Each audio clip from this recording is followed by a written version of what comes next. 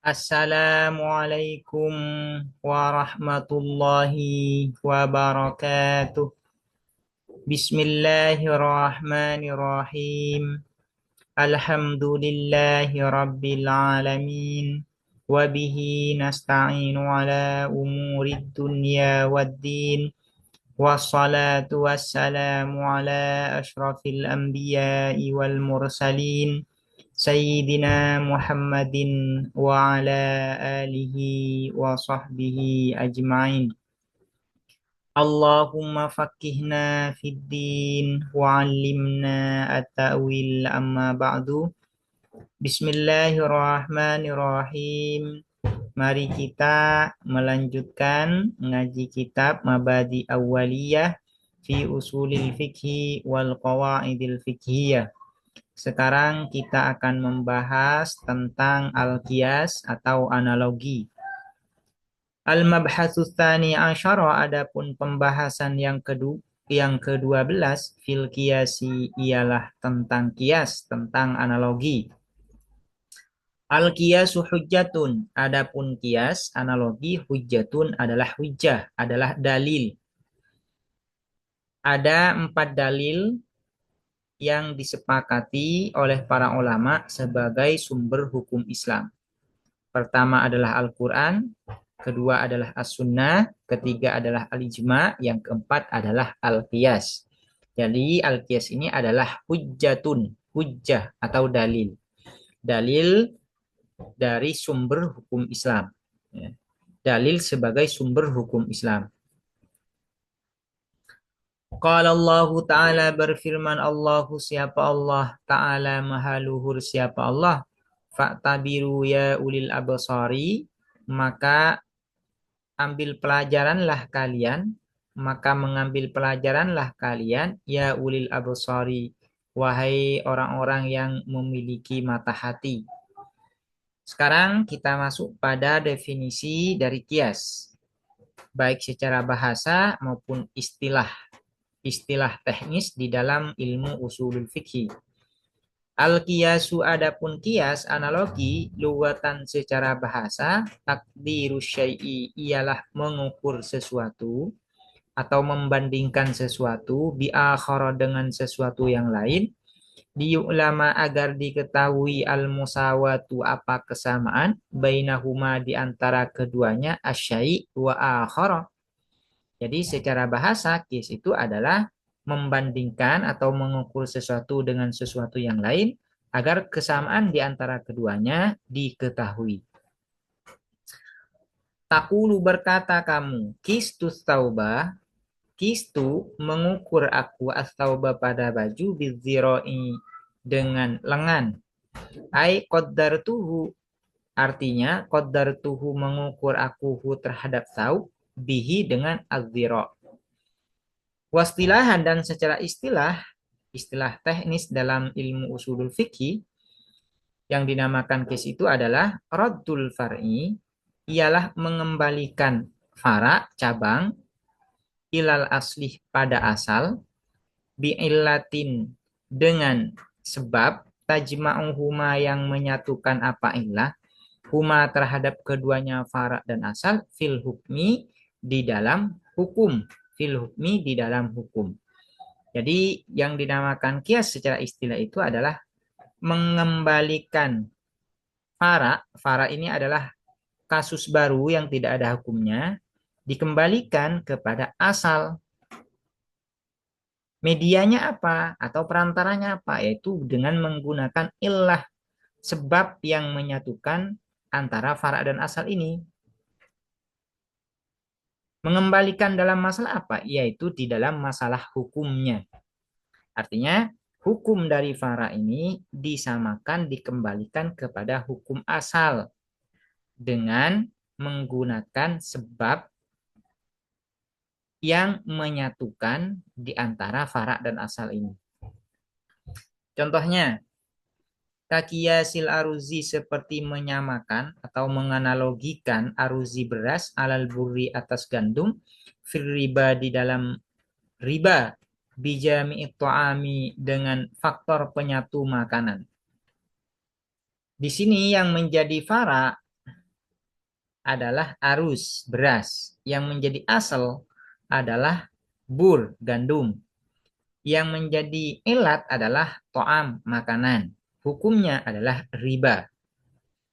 Asalnya, fara yaitu arus merupakan kasus baru atau barang baru yang tidak diketahui status hukumnya.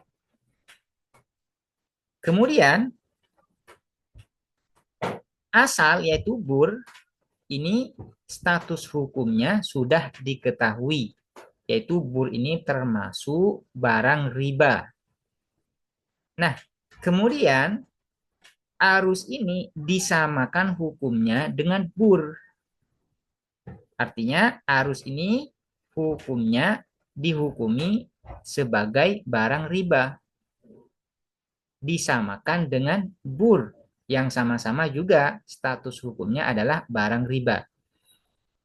Apa ilatnya? Sebabnya yaitu karena baik antara bur dan arus ini sama-sama to'am, sama-sama berupa makanan. Nah, ini disebut dengan kias, yaitu menyamakan hukum dari arus dengan hukum bur karena kedua-duanya sama-sama berupa makanan. Ini disebut dengan kias. Wa arkanuhu dan adapun rukun-rukun kias arbaatun ialah 4. Bagian-bagian kias itu ada 4. Al aslu yaitu asal. Asal ini merupakan kasus lama yang sudah diketahui hukumnya. Wal far'u yang kedua adalah fara, cabang. Fara ini adalah kasus baru yang belum ada hukumnya atau tidak diketahui hukumnya. Yang ketiga adalah hukmul asli, hukum asal, yaitu hukum. Hukum yang sudah menempel di asal. Wa illatu hukmil asli dan ilat hukmil asli.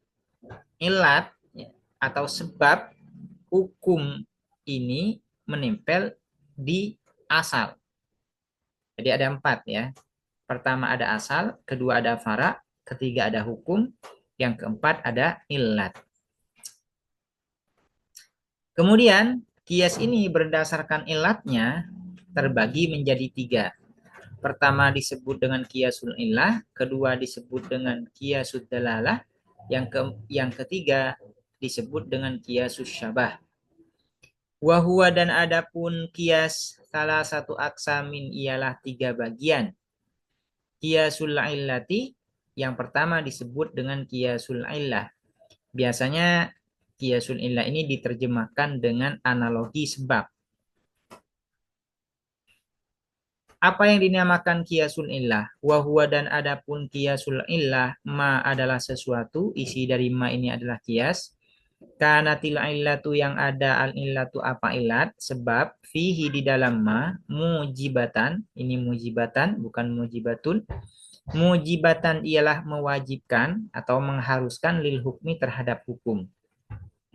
Yang dinamakan kiasul ilah itu adalah kias yang mana ilatnya itu mengharuskan hukum yang ada di asal itu menempel di fara. Kalau hukum tidak menempel di fara, maka akal tidak bisa menerima.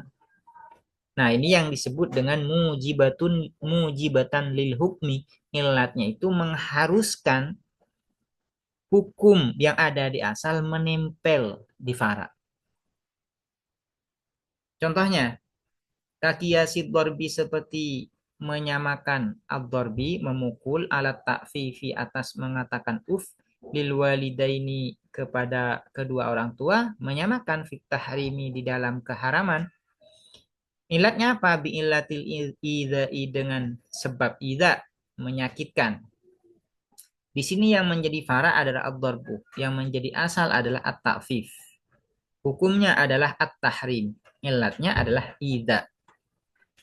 Nah, hukum dorbu disamakan dengan hukum takfif. Artinya kedua-duanya ini sama-sama haram. Ilatnya apa? Yaitu ilatnya adalah idza.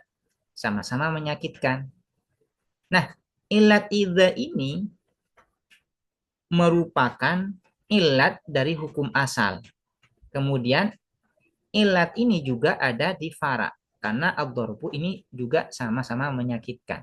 Nah, andaikan ad-darbu ini hukumnya tidak haram, artinya tidak sesuai dengan hukum asal, maka akal tidak bisa menerima. Kenapa? Karena ilatnya mujibatan lil hukmi. Ilatnya adalah mengharuskan hukum yang ada di asal itu harus menempel kepada fara. Karena fara ini sama-sama ida, sama-sama menyakitkan.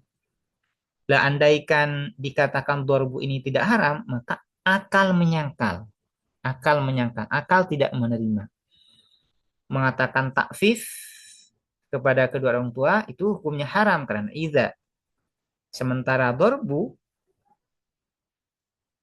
tidak haram, padahal sama-sama ida. Ini bagaimana ini? Nah, akal akan mengatakan demikian, akan menyangkal itu. Nah, ini disebut dengan kiasul illah. Illatnya itu mengharuskan hukum yang ada di asal harus menempel di fara. Qala Allah Ta'ala berfirman, Allahu siapa Allah Ta'ala maha luhur siapa Allah, wala takul dan jangan berkata kamu lahuma terhadap walidain ufin pada kata uf. Ini merupakan dalil terhadap hukum asal. Terhadap hukum asal. Yang kedua, wa qiyasud dalalati dan qiyasud dalalah. Yang dimaksud dengan qiyasud dalalah itu adalah qiyas yang mana ilatnya itu hanya mengindikasikan hukum asal itu ada di fara, di faranya. Karena itu ini disebut dengan qiyasud dalalah. Qiyasud dalalah ada sebagian yang menerjemahkan dengan analogi indikasi. Kenapa disebut dengan analogi indikasi? Karena ilat di dalam qiyasud dalalah ini hanya mengindikasikan bahwa hukum asal ini menempel di fara dan tidak mengharuskan. Ilat yang ada di qiyasud dalalah tidak mengharuskan hukum yang ada di asal menempel di fara. Wa qiyasud dalalah dan qiyasud dalalah. Wa huwa dan adapun qiyasud dalalah ma adalah sesuatu, isinya ma ini adalah qiyas. Kanatil illatu yang ada al illatu apa illah sebab fihi di dalam ma dalalatan. Ini yang tepat ini dalatan. Dalatan ialah menunjukkan alal hukmi atas hukum atau mengindikasikan terhadap hukum alal hukmi atas hukum. Wala takunu dan tidak ada apa ilah mujibatan ialah mengharuskan lil hukmi terhadap hukum. Contohnya kakiyasi mali sobi seperti menyamakan harta anak kecil ala malil balighi atas harta orang baligh. Fi wujubiz zakati di dalam wajibnya zakat fihi di dalam malus sobi. Fihi di dalam malis sobi. Bijami'i annahu malun tamun dengan faktor penyatu annahu sesungguhnya malus sobi malun tamun ialah harta yang sempurna. Insyaallah ini bukan tamun tapi namin, malun namin. Harta yang berkembang. Di dalam contoh ini yang menjadi fara adalah malus sobi. Yang menjadi asal adalah malul baligh. Yang menjadi hukum adalah wujubuz zakah. Yang menjadi ilat adalah malun namin. Malul baligh itu hukumnya wajib dizakati. Kenapa? Karena itu termasuk malun namin. Nah, sekarang bagaimana dengan malus sobi? Nah, malus sobi itu juga hukumnya wajib zakat. Karena disamakan dengan malul baligh. Apa ilatnya? Yaitu karena malus sobi itu juga sama malun namin. Yang menjadi ilat di sini adalah malun namin. Nah, malun namin ini hanya mengindikasikan hukum yang ada di malul baligh ini ada di malus sobi. Hanya sekedar mengindikasikan.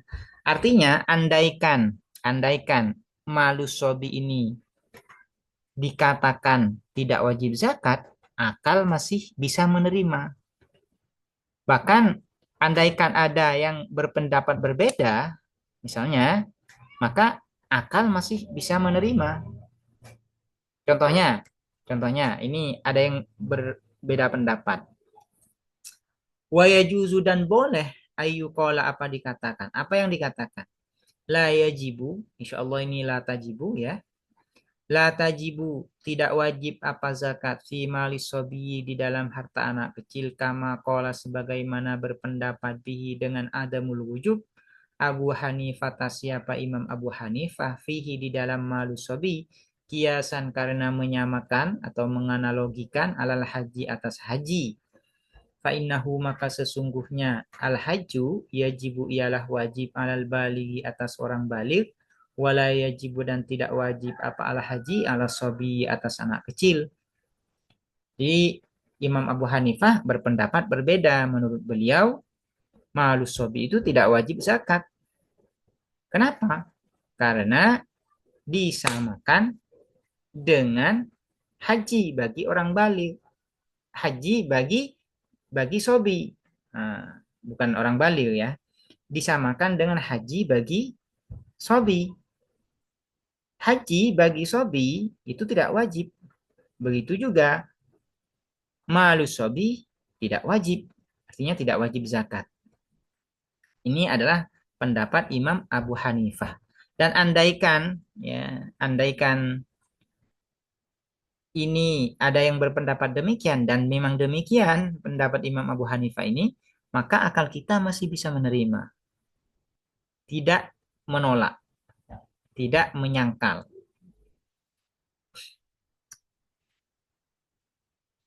Yang ketiga, wa qiyasus syibhi dan qiyasus syibhi. Qiyasus syibhi ini biasa diterjemahkan dengan analogi keserupaan. Yang perlu diperhatikan di dalam qiyasus syibhi ini berbeda dengan qiyasul illah dan qiyasud dalalah. Karena di dalam qiyasus syibhi ini tidak ada ilat. Yang ada itu adalah keserupaan para terhadap asalnya. Itu yang ada. Jadi tidak ada ilat di dalam qiyasus syibih atau qiyasus syabah. Apa itu qiyasus syabah? Wa huwa dan adapun qiyasus syabah ilhaqul far'i ialah menyamakan fara cabang al-muraddadi, insyaallah al-mutaraddidi yang tepat, yang bimbang bainal aslaini di antara dua asal bi aktsarihima dengan paling banyaknya keduanya al aslaini syibhan keserupaan. Jadi ada fara, ada dua asal. Nah, fara ini keserupaannya mana yang lebih dominan kepada asal? Kepada asalnya. Yang lebih banyak dominan keserupaannya, kemudian fara ini disamakan hukumnya kepada asal yang lebih dominan keserupaan dengan asalnya. Misalnya ya, ada hukum A. Bukan hukum ya, tapi ada A, kasus A misalnya. Ada kasus A. Ada dua asal, B dan C. Sudah sama-sama diketahui hukumnya.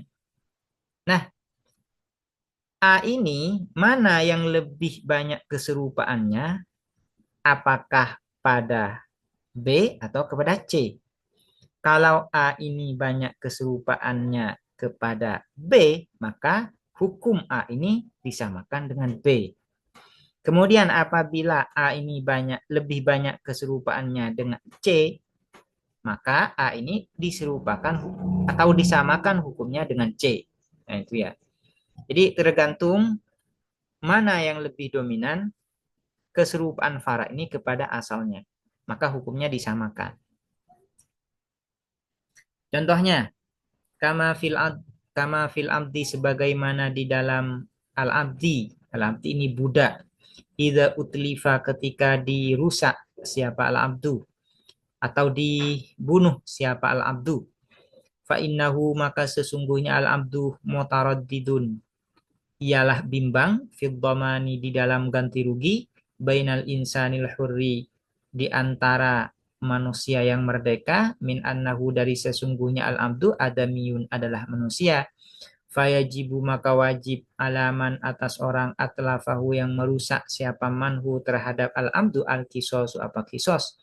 Wa bainal bahimati, dan di antara binatang atau hewan, min annahu, dari sesungguhnya siapa al-abdu, malun, ialah harta. Fayajibu, maka wajib, alaihi, atas man atlafahu, qimatuhu, apa, harga al-abdu atau nilai al-abdu. Wa dan adapun al-abdu bil mali, dengan harta, aksaru, ialah lebih banyak, syabhan, keserupaannya, minal huri, dari manusia merdeka, bidalili, dengan bukti, bidalili annahu, dengan bukti sesungguhnya siapa al-abdu, yuba'u, ialah dijual siapa al-abdu, wa yurasu, dan diwariskan siapa al-abdu, wa yuqafu, dan diwakafkan siapa al-abdu, wa yutmanu, dan diganti rugi. Insyaallah ini watut manu ajza'uhu ini, ya. Watut manu, dan diganti rugi, ajza'uhu, apa, bagian-bagiannya al-abdu, bima, dengan sesuatu, nakosa, yang kurang, apa, ma, min qimatihi, dari qimah, dari harga al-abdu. Jadi ada kasusnya seperti ini. Di sini yang menjadi fara itu adalah al-abdu. Yang menjadi fara itu al-abdu. Yang menjadi asal adalah manusia merdeka dan hewan. Nah, al-abdu ini lebih serupa manusia merdeka atau lebih serupa hewan, binatang. Maka ini dilihat mana yang lebih serupa. Apakah al-abdu ini lebih banyak keserupaannya dengan manusia merdeka atau lebih banyak keserupaannya kepada binatang, kepada hewan. Nah, di sini dikatakan bahwasanya al-abdu ini lebih banyak keserupaannya dengan binatang, dengan hewan. Buktinya apa? Buktinya karena al-abdu ini, budak ini, bisa dijual, bisa diwariskan, bisa diwakafkan, dan lainnya. Sehingga ya, sehingga kalau ada orang, misalnya ya, sehingga kalau ada orang yang merusak atau membunuh al-abdu ini, budak ini, maka ganti ruginya adalah qimah. Qimah itu harga dari al-abdu ini. Harga dari al-abdu, dari budak ini. Cukup orang yang membunuh itu membayar harga dari al-abdu ini. Cuman kalau dikatakan bahwasanya al-abdu ini lebih serupa manusia merdeka, maka andaikan al-abdu ini dibunuh, maka pembunuhnya harus dikisos.